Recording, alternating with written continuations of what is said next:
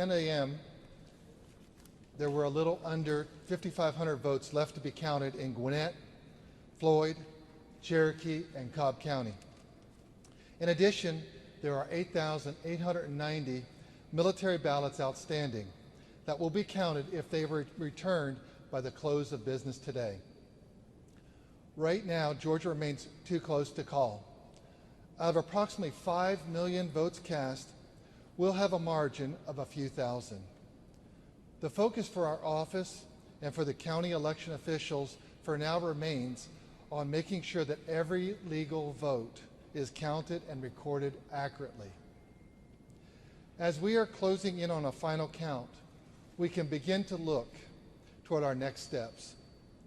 With a margin that small, there will be a recount in Georgia. Interest in our election obviously goes far beyond Georgia's borders. The final tally in Georgia at this point has huge implications for the entire country. The stakes are high and our emotions are high on all sides. We will not let those debates distract us from our work. We will get it right, and we'll defend the integrity of our elections. In some states, there are complaints about monitors not being allowed to watch the count. In Georgia, this process is and will remain open and transparent to monitors.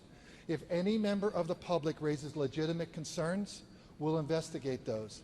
We are committed to doing anything and everything to maintaining trust in our elections process for every Georgian, regardless of partisan preference. Thank you very much. Mr. Secretary? Secretary, will you take any questions? Hi, guys. We're going to go over the details again of where we stand on the vote counts. There have been some changes overnight and even changes from the time we walked from the front door of the office to the front of the cameras today. I'm Gabriel Sterling, the Statewide Voting System Implementation Manager. Good to see everybody here again this morning as we close in on a final tally. So the Secretary just announced a particular set of numbers that actually went down from the time we walked from the door to here. So our new total that we are aware of right now is 4,169, and they are in a handful of counties. I'll go over those now. In Cherokee County, there are 150 ballots that they did not upload, so I had to rescan. They're uploading those today. There's 75 now in Cobb. There's 444 in Floyd. There's approximately 3,500 in Gwinnett as we went through the reconciliation process of what they had already reported versus what they had left to newly scan. And I think that's it. A couple of things. Lawrence County, the 1,769 votes we had yesterday, we were basing those on the absentee ballot differences. And when they looked and did their reconciliation process on it, they discovered that they had accidentally uploaded those into their election day totals. So their totals will not change, but the vote type will change when they make that change today.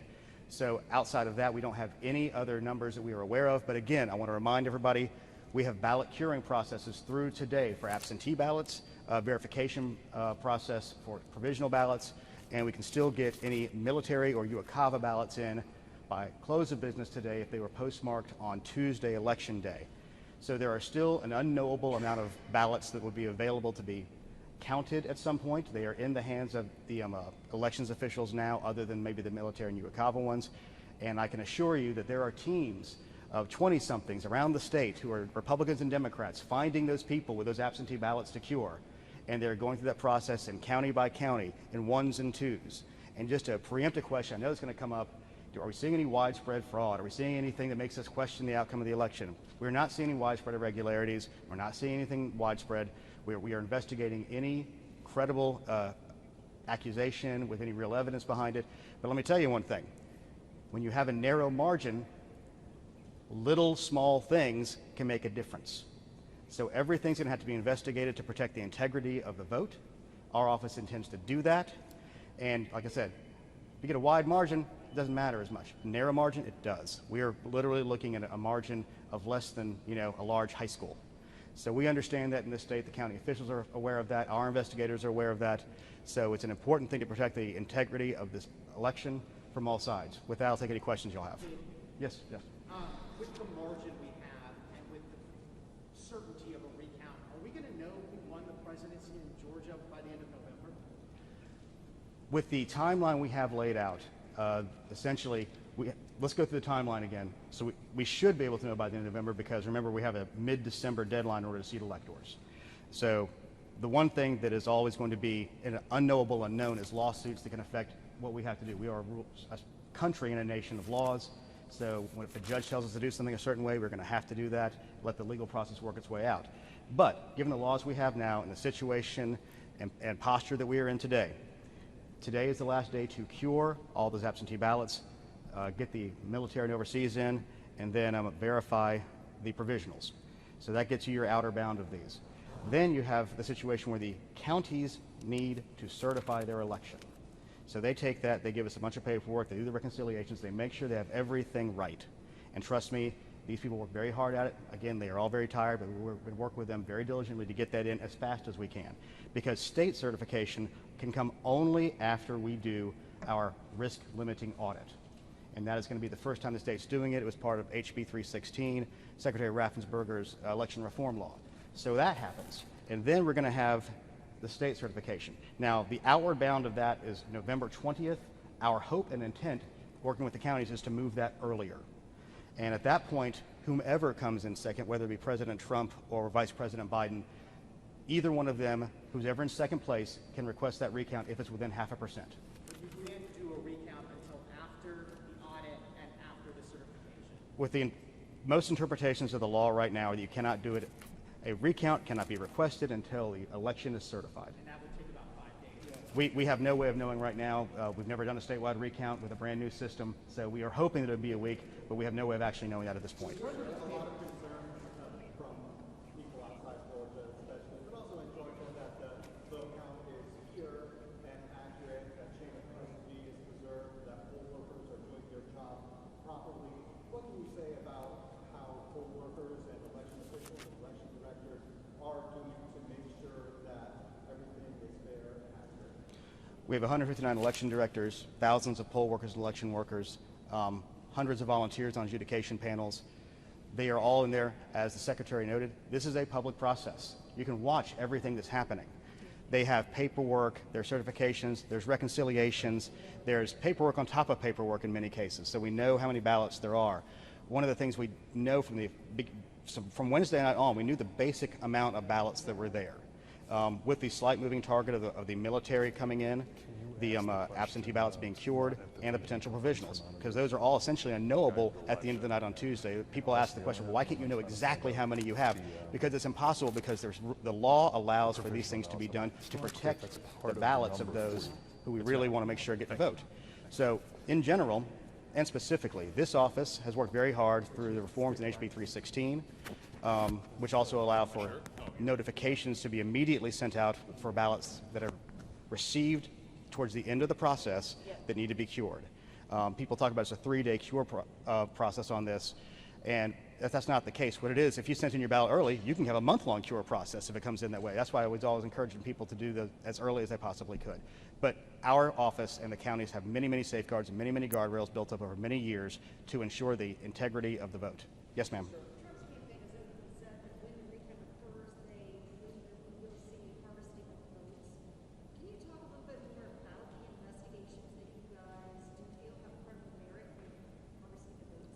Well, I'm not going to talk about an ongoing investigation at this time, but harvesting votes for a recount would be difficult because you already have the outward edge of what the recount already showed, or the original count already showed. Yes, sir.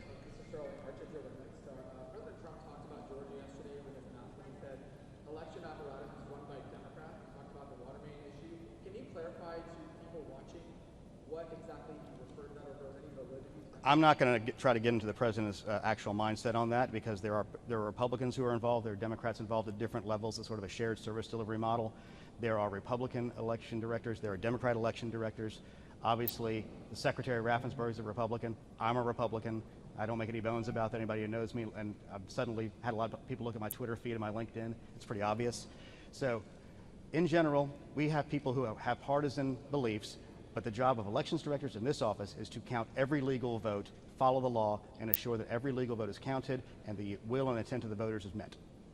Yes.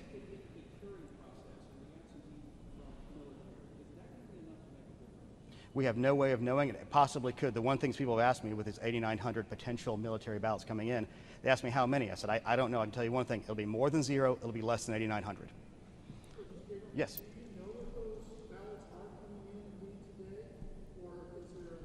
As I said, we can't know because they're in the post office. It's like I said, it'll be more than 0 and less than 8,900. Yes, sir.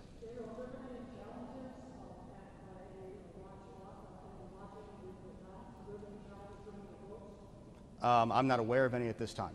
Yes.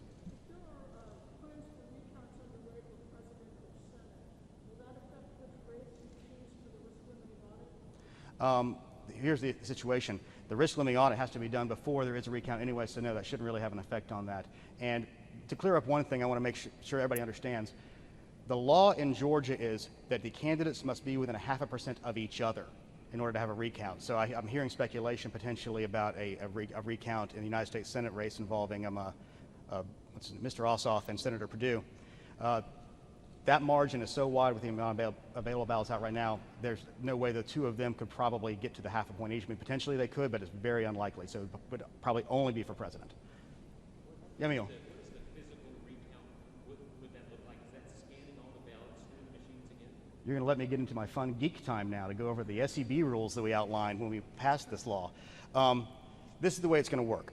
As I mentioned to y'all yesterday, the Secretary directed that we procure in the original procurement the high-speed ICCs, which are the high-capacity, high-speed scanners that will be used at the central offices for this recount. Now, how we're going to do that is we're going to take a deck of ballots. We're going to have this hand-counted going by what is written on the human-readable portion of that, or the readable portion of that. We'll tally those, and we'll get a count, write it down. We will then run those through the scanners, and they ought to match. And once we validate that that scanner is scanning properly, we will then be scanning every single ballot again on the central scanners. Like I said, we're making estimates of time. We don't know. Like I said, I'm hoping there's some time when our elections workers will get some sleep, because it's going to be a high-stress thing, because again, the eyes of the world are upon them. But that's the essential outline of how it works. There's other details of how you handle it, but that's the basics. Yes. About an issue where they showed up on Tuesday and they were told they had already been voted. Are you aware of that issue and what might cause it? We are aware that there's a couple of places where we've heard about it potentially happening. We don't know exactly why yet. It could be a simple thing as on the poll pad it searches first name, last name, and date of birth. So they could have been looking at the wrong person, not realizing it immediately, because like I said, the poll workers are human. And human beings are involved at all this level, so there can be errors in those, but we are obviously looking into it with the vendor to see if there's anything that can be discovered about why that might have happened. Anybody else? Yes, sir. You again?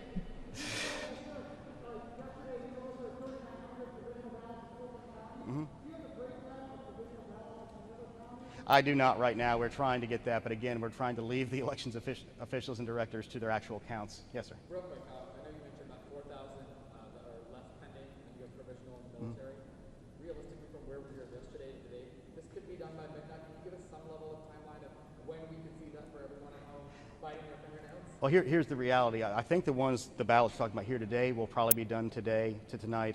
But remember, close of business means there's stuff's coming in at close of business. So we don't know the volume of those. We don't know where they're going to be. Somebody could have left, they could be exhausted and have to get the mail, after that. So there's no way of knowing exactly. I anticipate we should get closer to final on Saturday.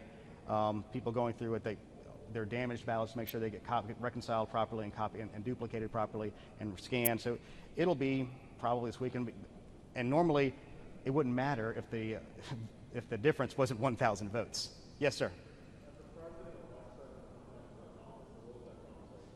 No, so no conversation.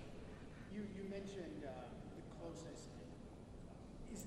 We're hearing a lot about the counting of ballots in Georgia and the speed we're counting them. Is this a counting problem, or is this simply a matter of the margin, the fact that we have so close an election? There's two things in here. I know many people seem to forget we were still in the middle of a pandemic during a lot of this. So Georgia historically has about 5% absentees. This time it's like close to a third. And that's about 1.25 million ballots that we're having to count. So they've never had to handle this volume of paper before. And they're having to handle the volume of paper and the handling and all of the ballot custody rules around those things. There's extra things we never had to deal with before. I think we're going to make T-shirts that says, "I survived the 2020 election," where we have a pandemic, merging elections, hurricane, and then recounts. So that's going to be our plan. But it's mainly a question of the volume. Yes, sir. Hey. Thanks for doing this conference. It's really helpful. Just to could you reiterate, you think that all of the ballots will be counted up by the end of the weekend? Again, we can't know what's happening in all 159 counties. The only state with more counties than us is Texas. So we anticipate most of it will be, and the problem is they could find a couple things with doing the reconciliations. That's why you have certification, to get to that final number. And we're trying to get the counties to certify as fast as they can so we can move to a risk limiting audit, so then we can certify as fast as we can and move to what looks like a likely recount called by either one of the second place candidates. Is it the county that is still counting requested more either equipment or technical assistance throughout this week? There was in Chatham County, they wanted to have one more adjudication server, and that was supplied. Yes.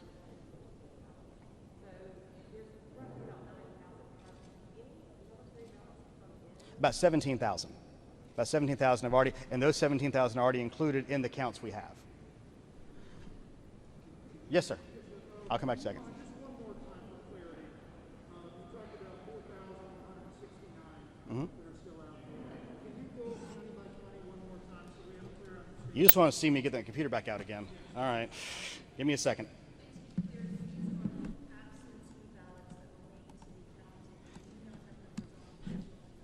Correct, except for there are 400 election day ballots that are included in the Gwinnett totals. So that's the only other difference in that. So, all right, so let's start from the top. Cherokee, 150. Cobb, 75. Floyd, 444. Gwinnett, approximately 3,500. And for a total of 4,169. Absentee, except for the 400 of the ones in Gwinnett that were a part of the early voting that they had to rescan. All right. Anybody got anything else? All right, there you go. Can you talk about whether or not an investigation has been opened by your office into this question of the water leak in state voting? Is there an investigation of that going on? Not that I'm aware of. I mean, and let me, I want to put some clarity to this because we have some more information about it. It wasn't a water main break. What it was during the off season and during the pandemic, they shut off the toilets. And they were turned off, and there was a leak that got around one of the edges of the shutoff valves. And over time, and it's just kind of like we said, we got hit with a hurricane. I mean, I'm going to add a water leak to the T-shirt, I think, on the surviving election 2020. All right, anything else? All right, thank you. Oh. Yeah.